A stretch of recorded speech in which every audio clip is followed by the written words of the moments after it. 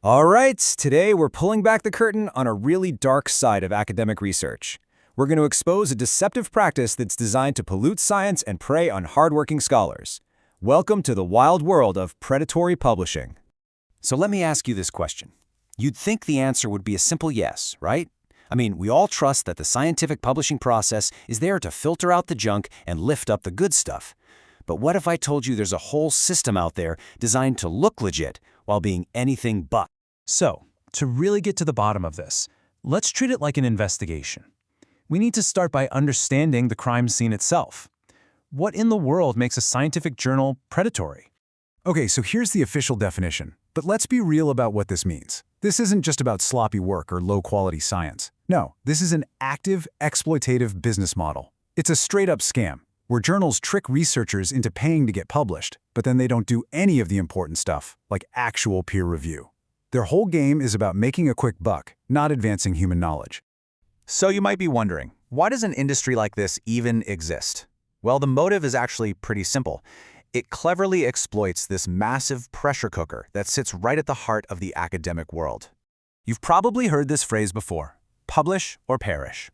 For researchers, especially those just starting out, their careers literally depend on getting their work published. It's how you get promotions, how you get funding, how you get tenure. It creates this huge, sometimes desperate need to get published, and these predatory journals, they saw that vulnerability from a mile away and just pounced. And if you want to understand the scale of this problem, just look at this number. That publish or perish pressure fueled an absolute explosion. One study found that the number of articles published in these fake journals went from about 53,000 in 2010 to an incredible 420,000 just 4 years later. That's not a small jump. It's a tidal wave of unvetted, potentially bogus information flooding the world of science. So the big question is, how do these predators actually work? And more importantly, how can you spot them before you get burned? Well, luckily, they tend to follow a playbook. So let's break down their modus operandi, the 5 biggest red flags that should be setting off alarm bells. Here is your essential checklist. Number 1, ridiculously fast publication. Come on, real peer review takes months. If a journal promises to publish your paper in a week, run. 2, aggressive email spam.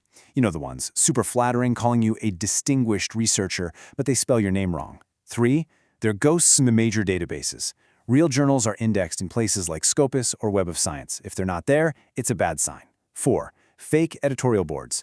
They'll just slap a bunch of respected scientists' names on their website without ever asking them. And 5, they publish anything and everything.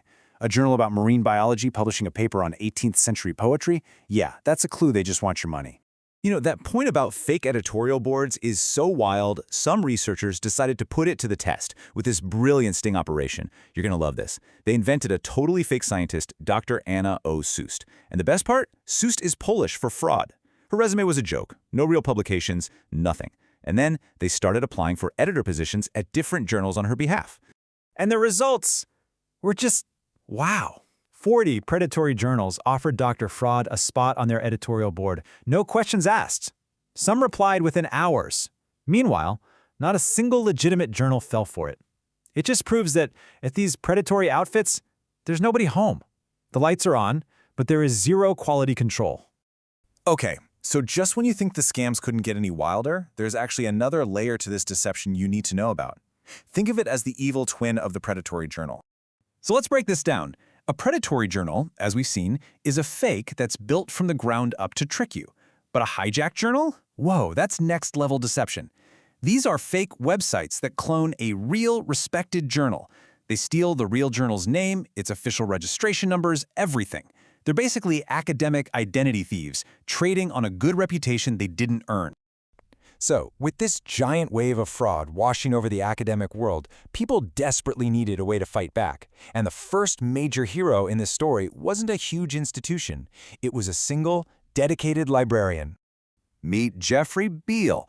Back around 2010, he saw this disturbing trend happening and became the first person to really start cataloging these fake publishers. He's the one who actually coined the term predatory publishing. But he didn't just name the monster. He built a shield for the entire research community to use. And that shield was what became known as Beall's List. It was basically a public blacklist of publishers and journals to avoid. It wasn't perfect, and it was a bit controversial, but it quickly became an absolutely essential tool for researchers.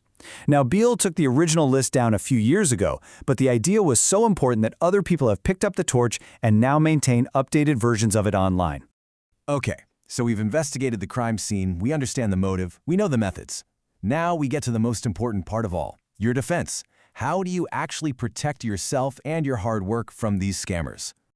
To help with this, a whole bunch of international publishing groups got together and created a super simple but really powerful mantra. It all boils down to these 3 steps: think, check, submit. So what does that actually mean? Well, first, think. Just take a breath. Is this journal really the right fit for your research? Do you trust its reputation? Then, check. This is the homework part. Do your due diligence. Scour the website, look it up in those big databases, check the blacklists, and only when you've done all that, when you're totally confident, only then do you submit. Let's make this super practical. Here's a final defense checklist you can use every single time. Before you even think about submitting, ask yourself these questions. Do you and your colleagues actually know this journal? Can you easily find the publisher's contact info? Is it listed in a legit database like Scopus? Are the fees totally clear and upfront? Did you check Beall's list or an equivalent? And honestly, does the website just look professional? A few minutes on these simple checks can literally save your reputation. And all of this leads us to one final, really big question. These scams aren't just about researchers losing money. They represent a fundamental threat to the integrity of science itself, making it harder and harder for all of us to tell what's real and what's not. So as these scams get more and more sophisticated, it really forces us to ask, how do we protect and rebuild trust in the very system we use to share knowledge? That's a big one, and definitely something to think about.